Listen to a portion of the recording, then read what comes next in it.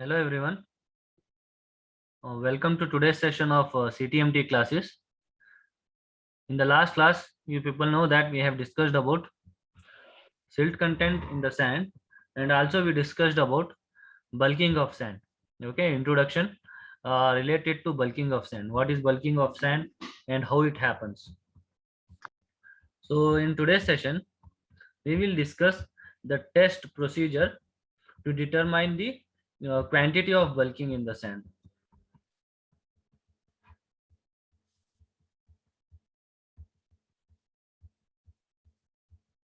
In the yesterday's class, we also discussed this graph. Can anybody please explain me this just for a revision?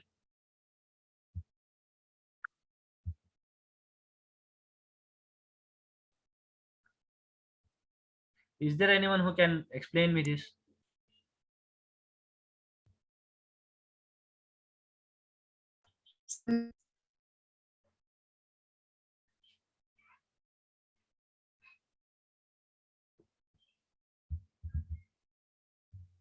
Hello, sir.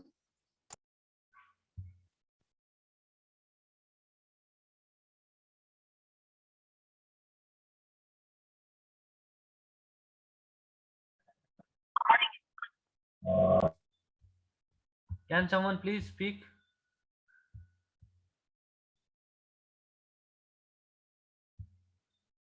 Is there someone who can speak? Hello, sir.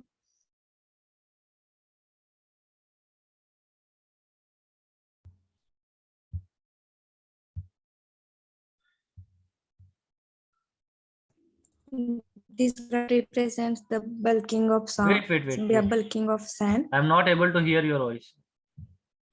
There is some problem with speaker, I think here.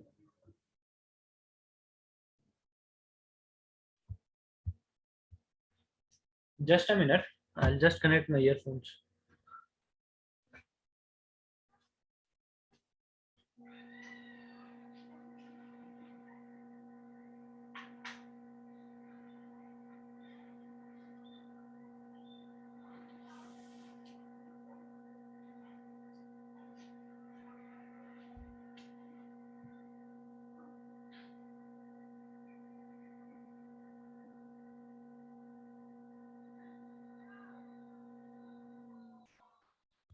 Okay, Mayuri, can you please speak up now?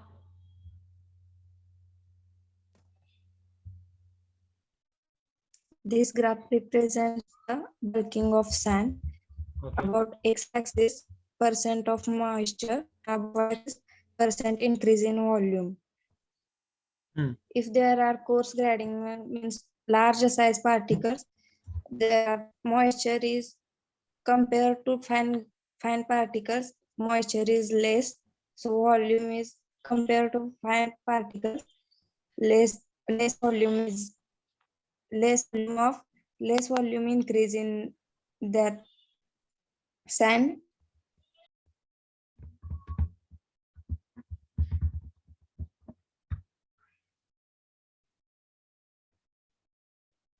Okay, finished.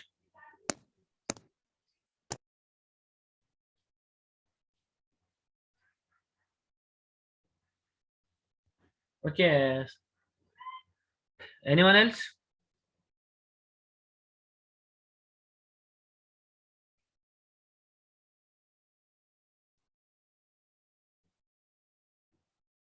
Is there any other person who can explain this?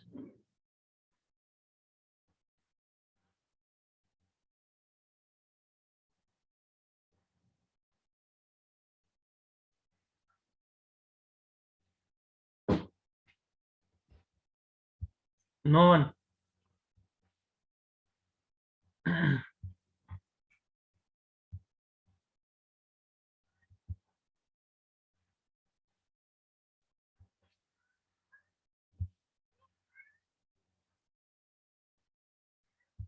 Okay, it's very simple as I explained you, and Mayuri also explained this. So at zero moisture content, then the increase in volume will be zero. Okay, in this graph you can see at the 0% moisture content, the increase in volume will be zero. As the moisture content increases in the sand, the volume also increases, but up to a certain limit. After that, if there is again further increase in the moisture content, the volume of the sand will decrease. Okay, then the decrease in volume is also up to a certain level. Okay, here first there is increase in the volume of sand with the increase in the moisture content up to certain level here. After that, again if you increase the moisture content, then there is a decrease in the volume up to a certain level here. You can see after that, then there is volume increase is 0. Okay, even though if you increase the amount of water in that, then there will be no increase or decrease in the moisture content. Okay, so one more thing is that there are three types of sand here, depending upon the grading or the particle size. The sand particles which are having very less particle size, those are called as fine grading. Medium grading are medium size of sand particle, and coarse grading is large sized sand particles. Okay, fine grading sand is having more bulking, medium grading sand is having medium grading, and coarse grading is having less increase in the volume. Okay, so this is the difference. As the particle size of the sand is less, then the bulking will be more. Okay, if the particle size of the sand is more, then the bulking will be less. Fine. So this is what we discussed in the last class.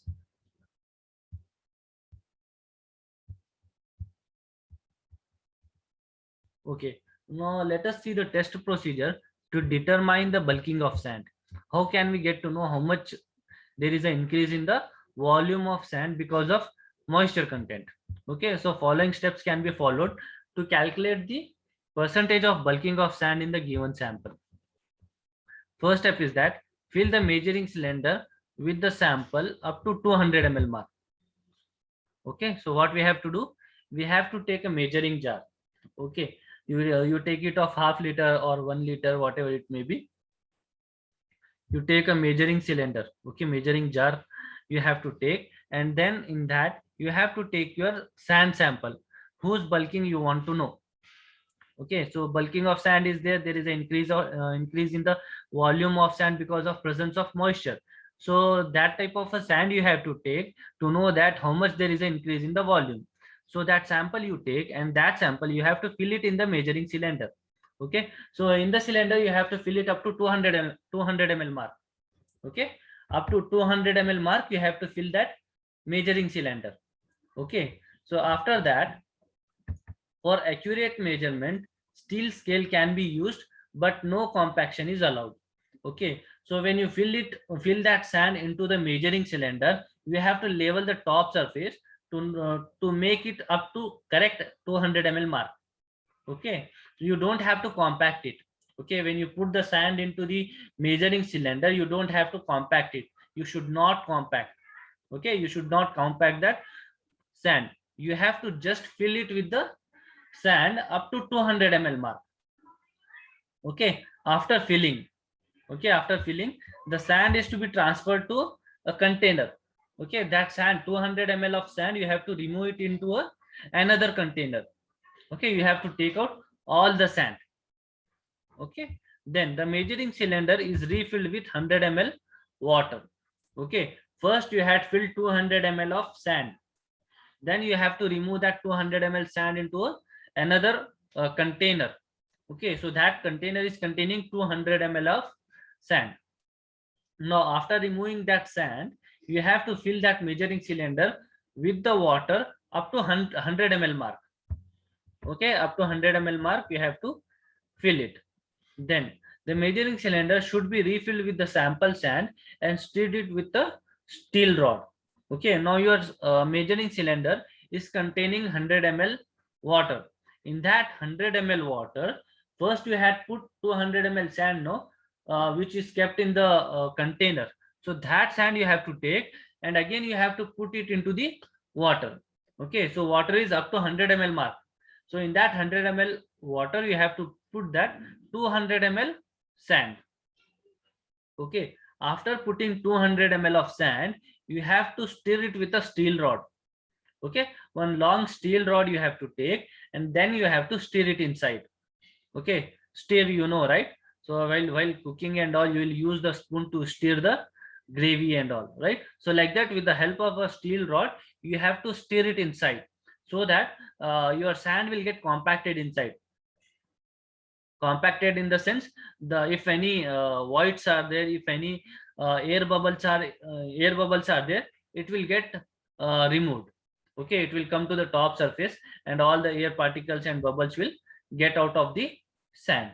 Okay, so you have to stir it with the help of a steel rod. Then give some time, give some time, so that the sand can settle. Okay, so after stirring it with a steel rod, you have to leave it like that only for some time. So in that some time, the whole sand will settle down. Okay, the sand will settle down. The level of sand will be below 200 ml mark now. This time, let the present level be A.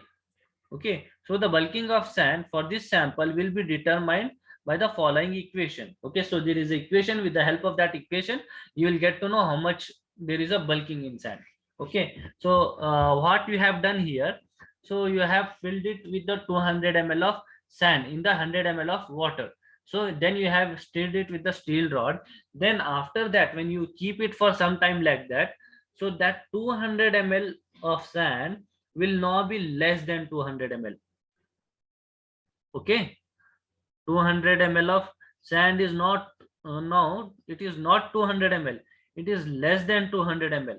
Okay, so how much it is now? It is less than 200 ml, but how much it is, that you have to note down as A. Okay, so you have to note it down as A. Then there is a formula here for bulking of sand. Bulking of sand is equal to 200 minus A divided by A into 100. If you put the value of A in this, you will get to know how much percentage of increase in volume is there in the sand because of moisture content. Okay, so in the previous class, I had told you the volume of sand will be exactly same when it is oven dried. Okay, when it is completely dried and when it is completely immersed in water. In the both the condition, the volume of water will be same. But if there is a some amount of moisture content in the sand, then there is an increase in volume of sand. Okay, then there will be increase in volume of sand. So now, because of moisture content, how much increase in volume of sand is there, that we will get to know with the help of this formula. Okay, the procedure should be repeated twice, and the average value of the three observations will be the percentage of bulking of sand for the given sample. Okay, so you have to repeat this test procedure for 2 more times. It means you have to do this test for 3 times now. Okay, you have to do it for 3 times. Then for those 3 results, you have to take the average. Understood? Is there any doubt? Is there anyone having any kind of a doubt? Let me explain you once again this fast with the help of jar. Okay, suppose this is a jar here. Okay, now first step is what? You have to suppose this is a 200 ml mark. Okay, it is 200 ml mark, and this is 100 ml mark.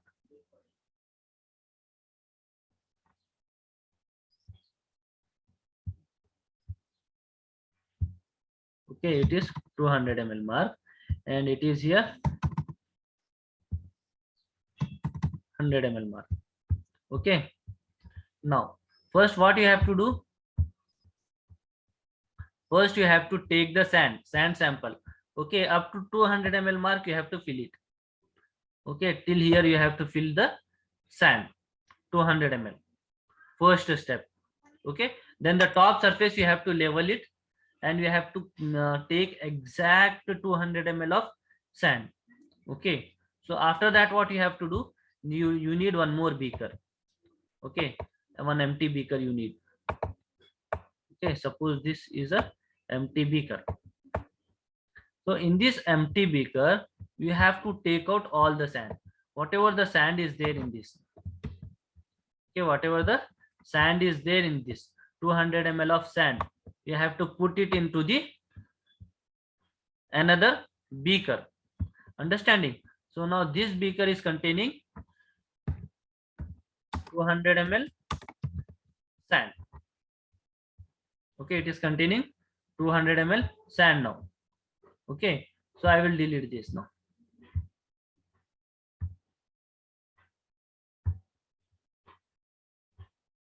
Okay, so this is gone. Now what is your next step? You have to fill 100 ml water now. Okay, so till here you have to fill 100 ml water. Next step is to fill 100 ml water.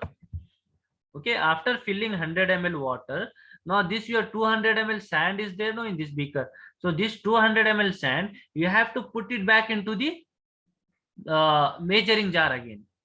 Okay, so you have to, after putting 200 ml water, now this 200 ml sand, you have to put it back into the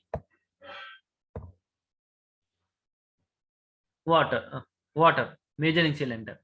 Okay, now what will happen? This water level increases. Okay, 100 ml water is there, no? Water level increases. Okay, suppose the water level will come till here. Okay, so this is your water level, for example. Okay, so this is your water level. Okay, next, your sand is there, right? So first you had taken sand till 200 ml. Okay, till 200 ml you had taken the sand in the beginning. Now the sand will not be 200 ml, it will be less than 200 ml. Okay, the sand level will be till here.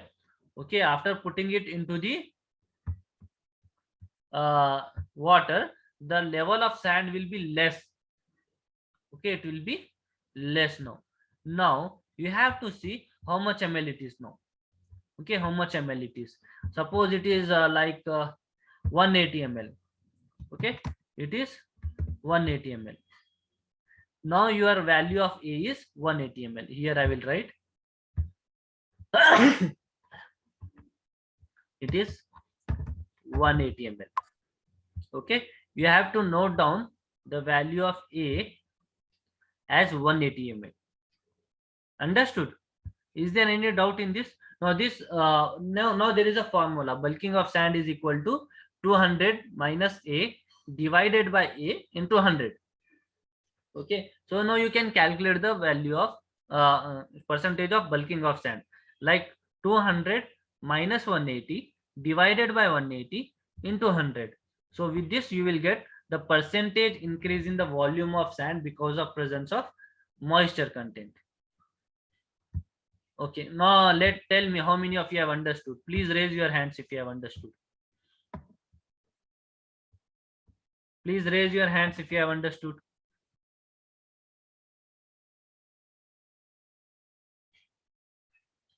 Okay, in the lab also I will explain and show you this, how to calculate the bulking of sand. Only one person. Other students?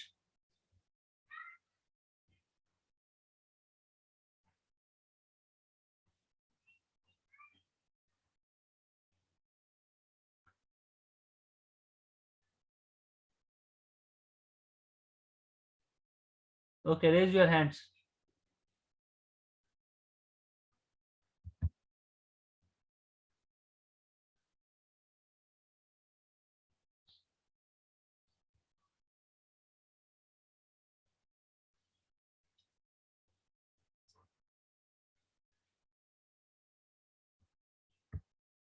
Okay. Now our next topic is aggregate moisture. Okay, just now we saw the moisture content in the sand. Now let us see the moisture content in the coarse aggregate. Okay, the moisture content of an aggregate when batched in concrete mixture is an important consideration. Aggregate particles have internal pores that absorb water. Okay, when you take the coarse aggregates, okay, when you take the coarse aggregate and when you are going to use it, so sometimes you will consider it as your aggregates are completely dry.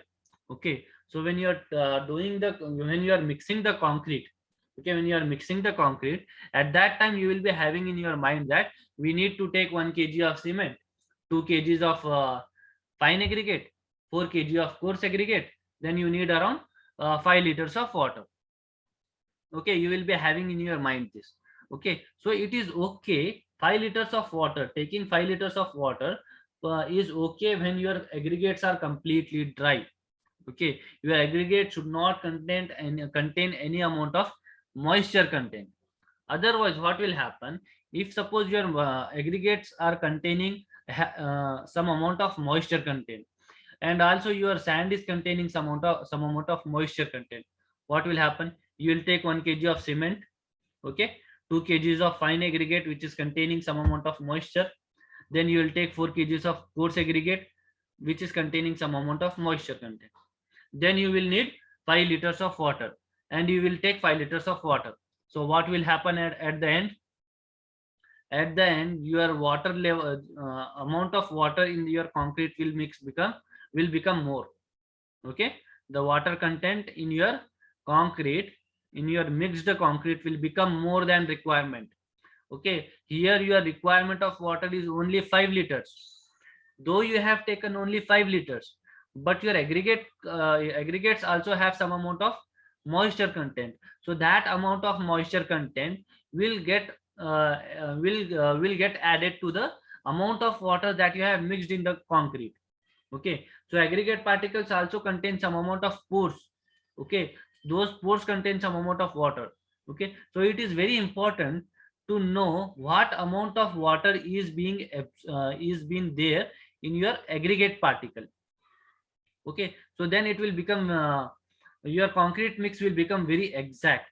Okay, then you will get the very exact amount of strength of concrete that you was requiring. Understood? So that's why it is very important to know that it is very important to know the amount of moisture content in the aggregate. Understood?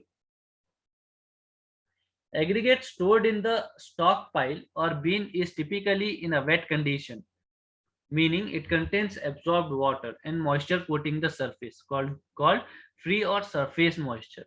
Okay, so when you store your water in some place, when you store your aggregates in some place, then there may be because of rain, or then there may be because of presence of humidity in the surrounding, or because of dew drops, your aggregate particles may contain some amount of moisture content. The total moisture content of an aggregate sample is sum of the absorbed moisture and the free moisture. Okay, so if you take one aggregate particle, okay, you take one piece of aggregate. Okay, if you want to know the amount of moisture content which is there in that aggregate particle, so it is that it is total amount of moisture content which is there inside the pores of aggregate, and plus the amount of moisture which is there on the surface. Okay, you cannot only say that the total amount of moisture content on this particular aggregate particle is the amount of moisture content which is present on the surface. That is not the only amount of moisture content which it is containing. Okay, so the total amount of moisture content in that particular aggregate particle is the amount of moisture content on the surface and the amount of moisture content which is there, which is absorbed in the particle. Understood? So both you have to consider.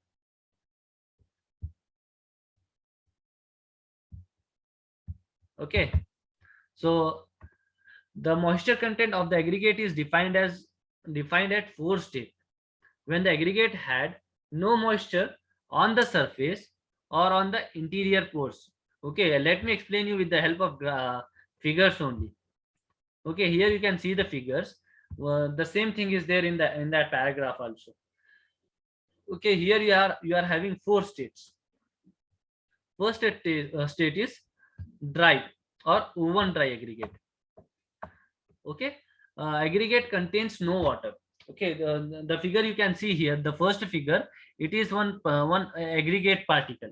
Okay, so this aggregate particle is not containing any amount of moisture content or any amount of water content. You can see here, you can see there are pores. Okay, here you can see the pores. In the pores also there is no water, and on the surface also there is no water.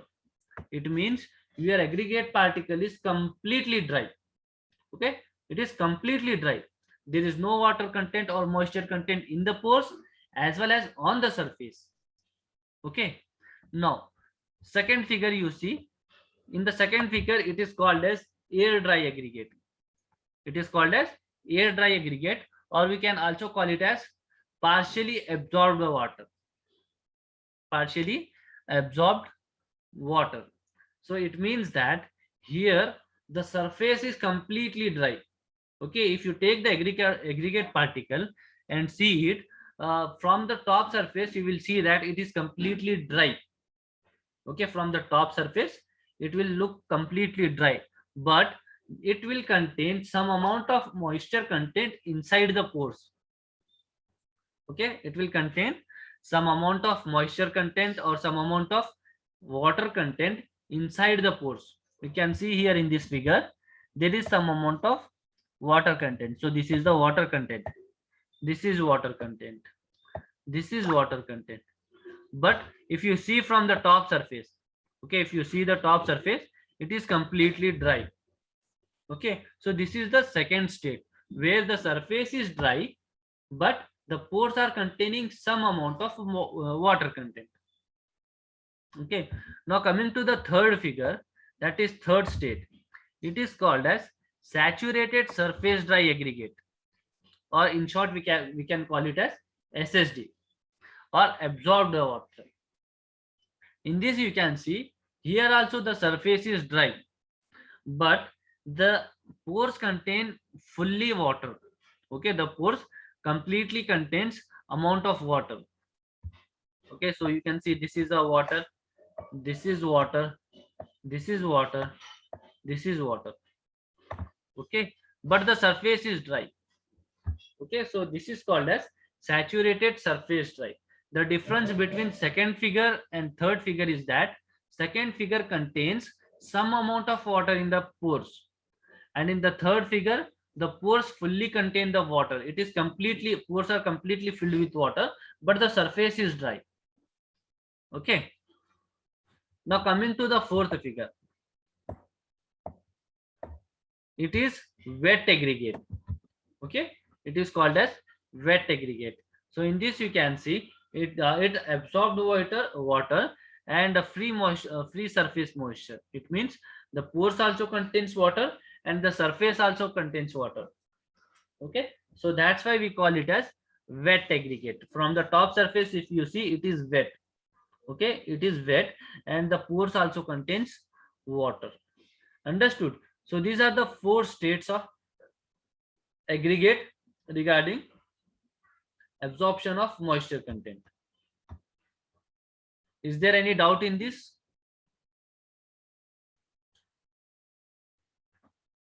Anyone having any kind of a doubt?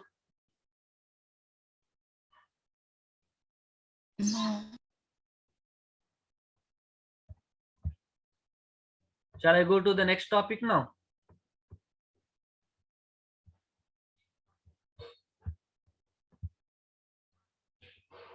Shall I move on to the next topic? Yes, sir. Okay.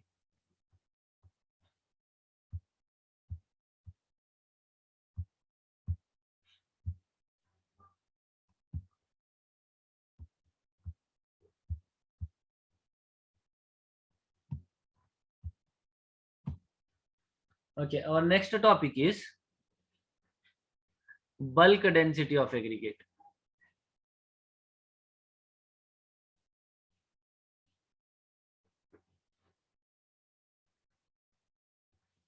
So what is bulk density of aggregate?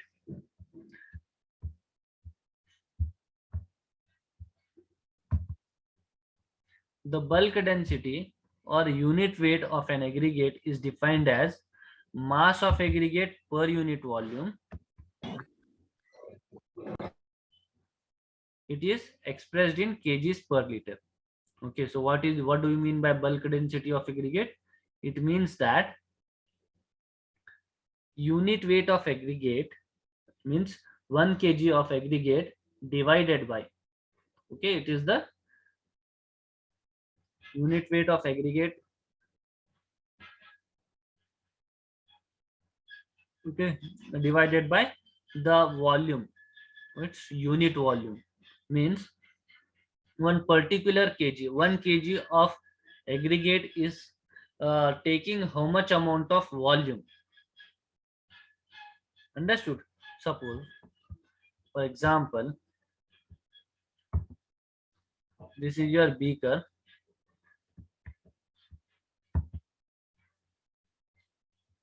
Okay, then this is your 1 kg of aggregate. Okay, your aggregates are there. Then, so how much is volume this? How much is this volume? Okay, so whether it is 100 ml, 200 ml, or whatever it is. So 1 kg divided by amount of volume will give you the bulk density. Understood?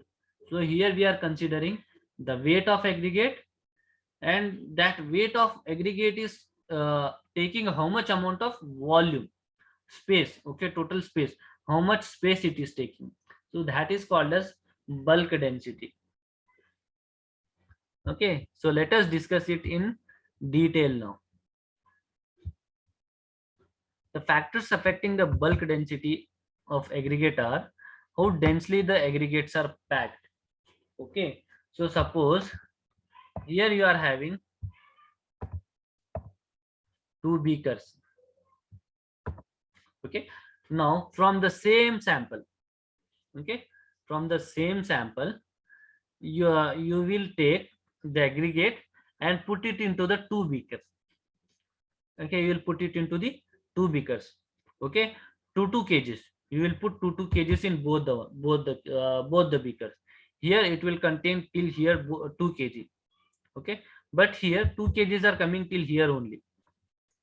Both the aggregates are taken from the same sample, but here it is taking so much space from here to here, but here it has taken only this much now. Why it is so?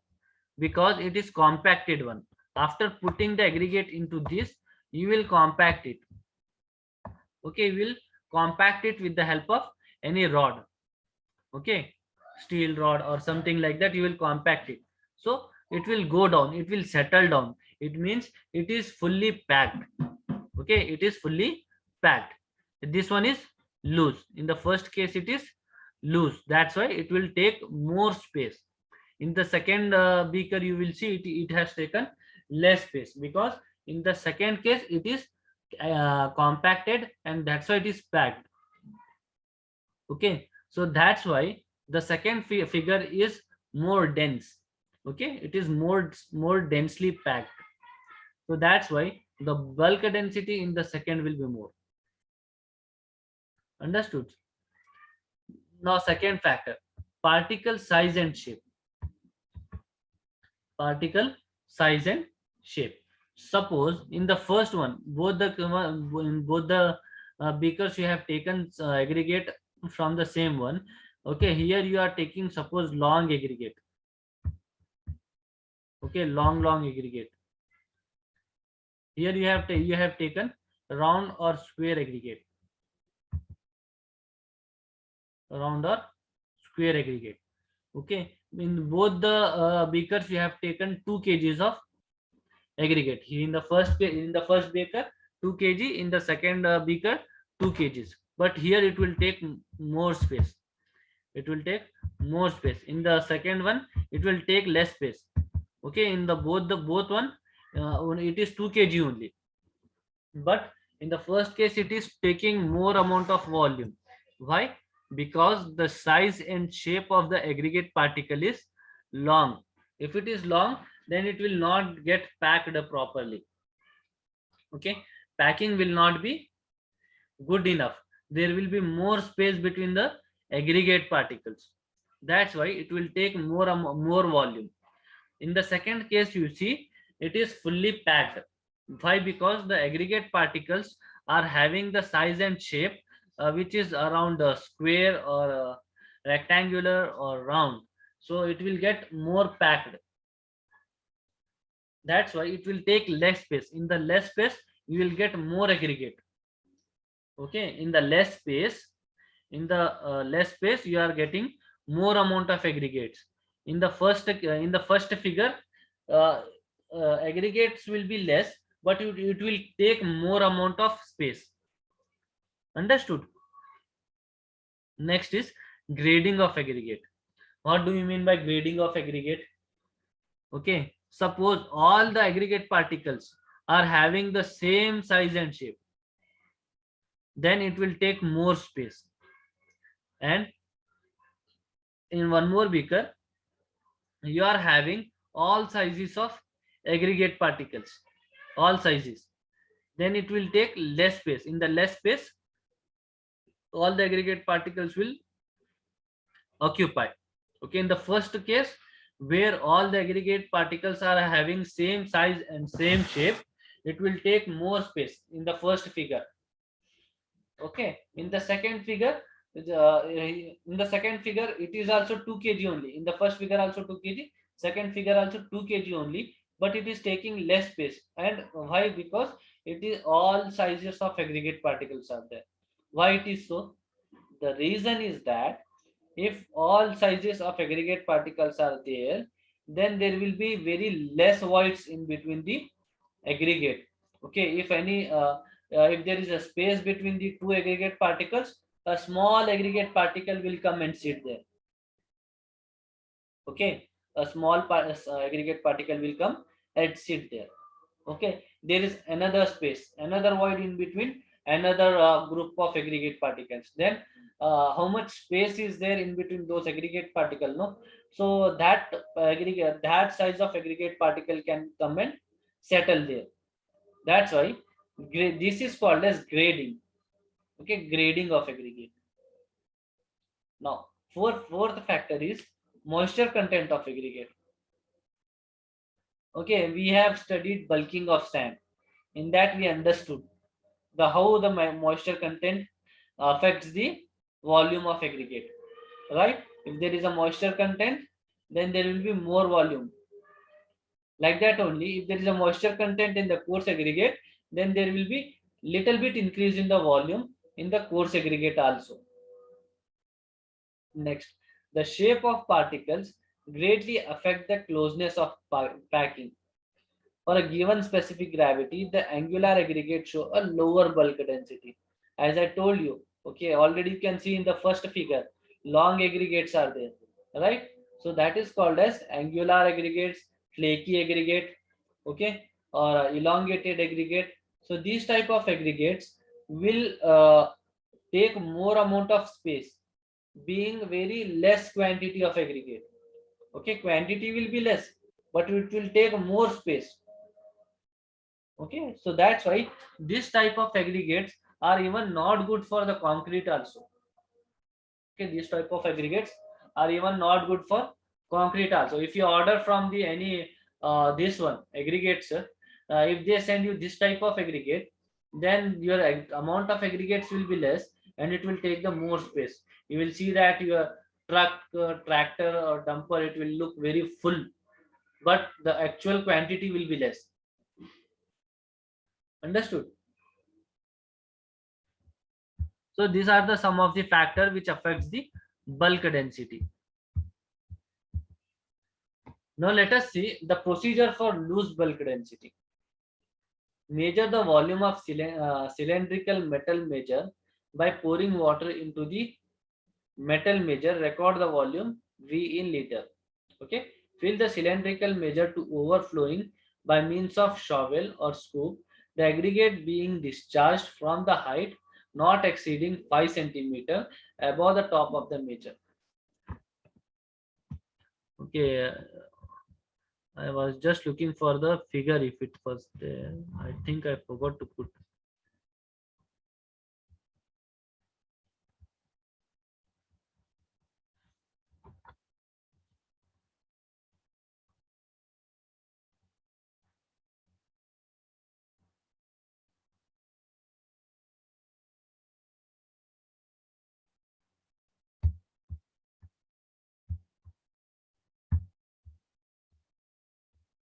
Okay, there is a no figure.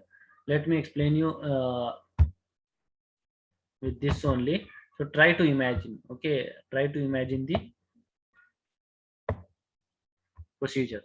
Now, for what you have to do is measure the volume of the cylindrical metal measure by pouring water into the metal measure and record the volume V in liter. Okay, what you have to do? You have to take a cylindrical metal measure. Okay, you have to take one cylinder here. Okay, one cylinder you have to take. Sorry. Okay, suppose this is a cylinder. Okay, this cylinder you have to take. In this cylinder you have to put the water into it.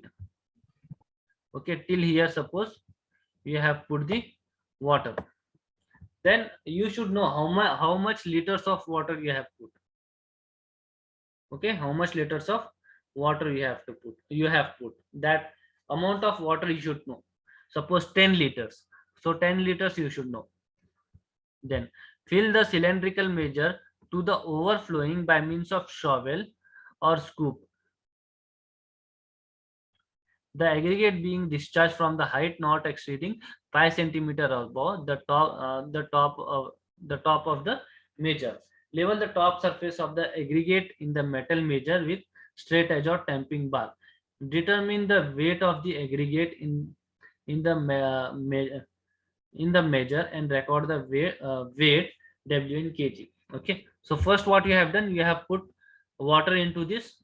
Okay, then you know what is the amount of water, then remove the water, then till that level. Okay, till here, till the top you have put the you had put the water before. Now till this level you have to put the aggregate. Okay, all the aggregates you have to put, and you have to put the aggregate in such a way that the fall of aggregate from the top, it should not be to from the height of more than 5 centimeter.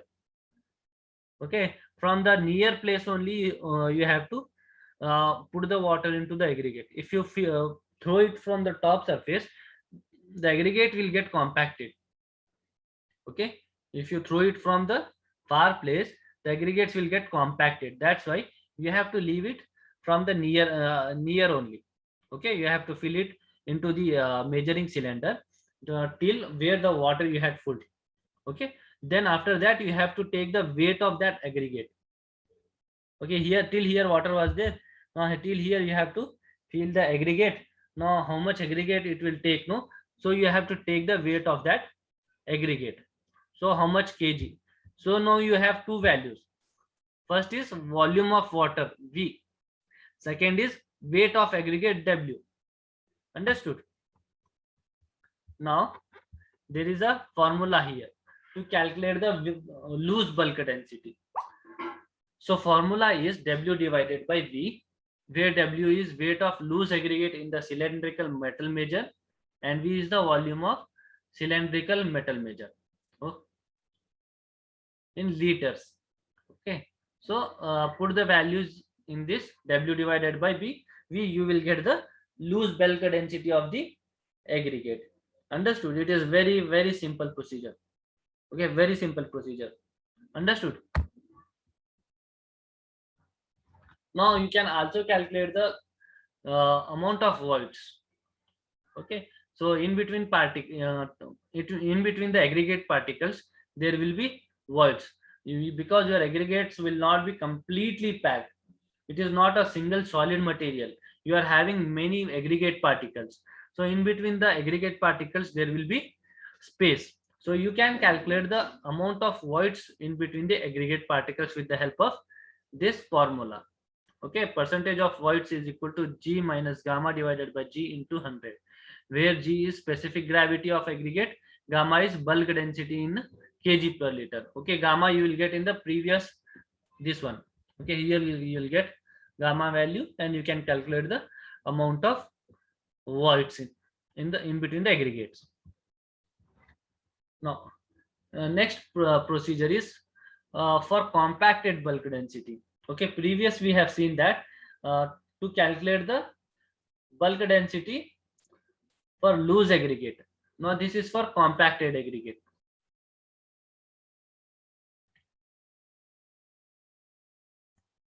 So here the difference between the previous procedure and this procedure is only that difference I will explain you. Okay, remaining the whole procedure is same. The procedure of loose bulk density and procedure of compacted bulk density, both are same. That the only difference is that in the previous procedure, in the loose bulk density, there we had filled the aggregate into the cylinder fully. Okay, full we had filled it with the aggregate, then we had taken the weight of those aggregate. But here we are not doing like that. Here what we are doing, we are putting the aggregate into the cylinder in the layer wise. Okay, we are putting in 3 layers. Okay, so you don't have to fill it for full at once only, as the in the previous one. In the previous one, at once only all the aggregates were put into the cylinder. Okay, and that too from the very near, not more than 5 centimeter height. Okay, not more than 5 centimeter height, from the near only we had put. But here in the compacted bulk density, here we are putting the aggregate into the cylinder in the 3 layers. First layer, 1/3 layer you have to put. Then after putting first layer, you have to compact it with the help of this one tamping rod for 25 times. Okay, with the help of tamping rod or tamping bar, you have to compact it for 25 times. Okay, then the aggregate in the first layer will get compacted. Okay, the aggregates in the first layer will get compacted. The space between the aggregate particles or the voids between the aggregate particles will reduce. After that, we have to put the second layer of aggregate. Okay, second layer of aggregate. Again, you have to tamp it for 25 times with the help of tamping rod. Okay, then put the third layer till the top. It should be overflowing. Okay, it should be overflowing with the aggregates. Then again you have to tamp it with the help of tamping rod for 25 times. Then at the top surface will be leveled properly. Then you have to take the weight of those aggregate. Okay, so the difference you can see in the previous and in this one is that here in the same beaker, okay, in the same beaker, the weight of total aggregate will be more here because it will contain more amount of aggregate compared to the previous one. Okay, what is the reason for this? In the previous one you had not compacted, but in this you have compacted the aggregate and the aggregates were settled down. Okay, aggregates were settled down because of tamping or because of compacting. So it will contain now more amount of aggregate and more compacted aggregate. Remaining the calculation is also same. Is there any doubt in this? Anybody having any kind of a doubt?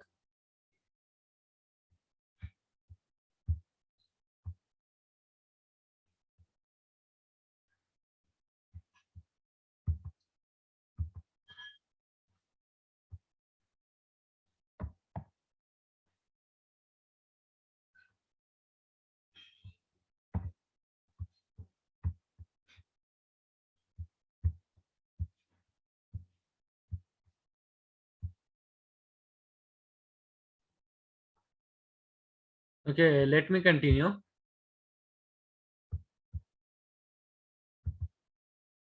So next is flakiness and elongation index of aggregates. Okay, flaky and elongated aggregates can adversely affect the concrete. Okay, so presence of flaky aggregates and elongated aggregates will badly affect the concrete. Okay, presence of flaky aggregates and elongated aggregates will badly affect to the concrete. Flaky and elongated aggregates are difficult to compact. Okay, so when you are compacting the aggregates, if your aggregate particles are flaky and elongated, so it will become very difficult for the aggregates to compact. Therefore, using flaky and elongated aggregates will reduce the concrete workability, which required more amount of water to produce a workable mix. Increasing water content will reduce the concrete strength and durability. Moreover, these aggregates are not robust, which leads to lowering the concrete strength. Okay, so presence of elongated and flaky aggregate. So what they will do is, first of all, it will give bad effects to the concrete. Second thing, it is very difficult to compact because these type of aggregates will contain more amount of voids in between them. Okay, when you try to compact, it will not get compacted also properly. Then next is, when you prepare the concrete with the help of flaky and elongated aggregate, so it will require more amount of water to make the concrete workable, or otherwise, if you take the required exact required amount of water, suppose for your concrete you need suppose 20 liters of water. If you take 20 liters of water and your aggregates are flaky and elongated, so at that time, how much workability you are requiring? Okay, how much amount of workability? What do you mean by workability? Workability is nothing but the ease with which your concrete can be mixed, transported, placed, compacted. Okay, the easiness. Okay, it is the level of easiness with which your concrete can be transported, placed, compacted. Okay, so that the level of easiness is called as workability. Okay, so what workability you are requiring, no, so that workability you will not reach by adding only 20 liters of water. Though you required only 20 liters of water only, but because your aggregates are flaky and elongated, here to reach the required amount of workability, you will have to add extra amount of water. Okay, so if you put extra amount of water, then you will not get the required amount of strength in the concrete. Okay, so that's why we have to avoid the use of flaky and elongated aggregates in the construction. Understood?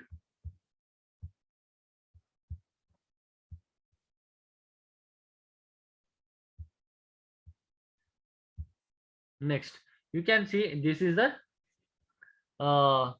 apparatus which is used to see whether the aggregates are flaky or elongated.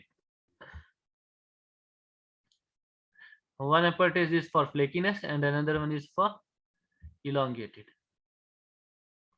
Okay, see, we will come back to these figures in this test procedure. Okay, flakiness and elongation index. Flakiness index is percentage by weight of particles in it.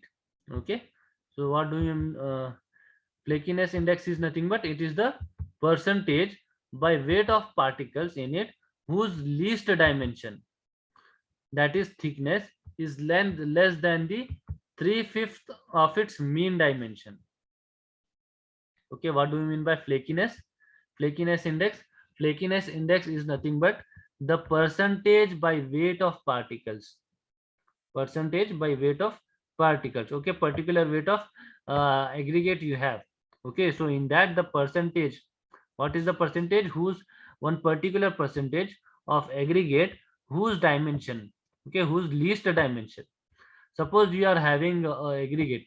Okay, so the like this one aggregate is there.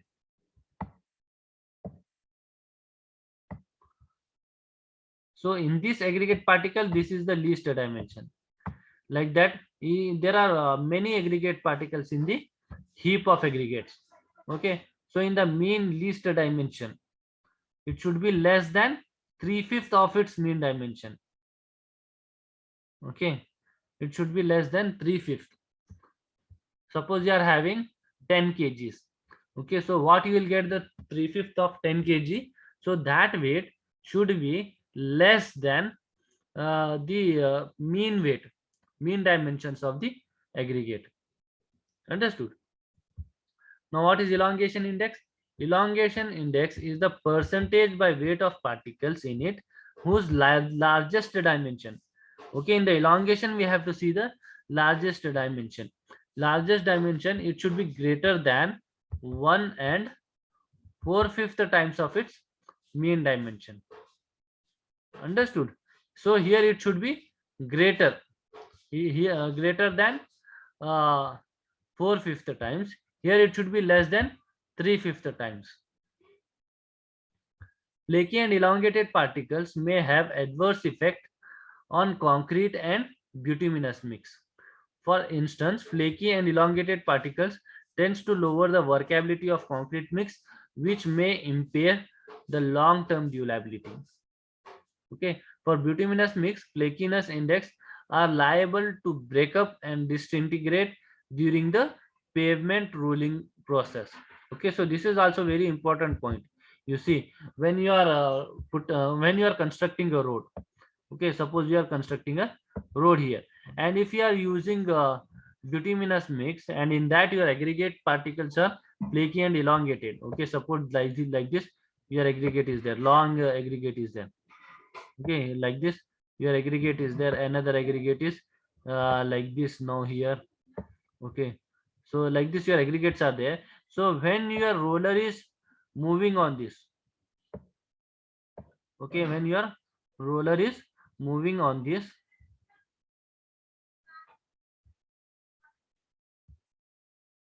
okay, so what will happen when this roller is moving on this aggregate? So these aggregates will break.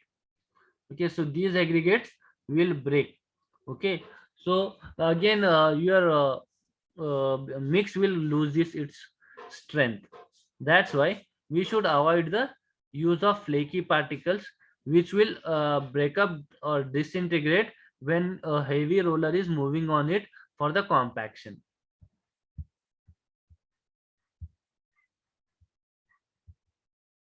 Now let us see the test procedure. How can we get to know the amount of flaky particles in the sample of aggregate? Okay, a quantity of aggregate shall be taken sufficient to provide the minimum number of 200 pieces of any fraction to be tested. The sample shall be sieved with the sieve specified in table 1. Okay, first you have to take the sample of aggregate, and that sample should contain at least 200 number of pieces. Okay, 200 number of pieces, and it will be sieved, which is specified in the table 1, which is there here in the table.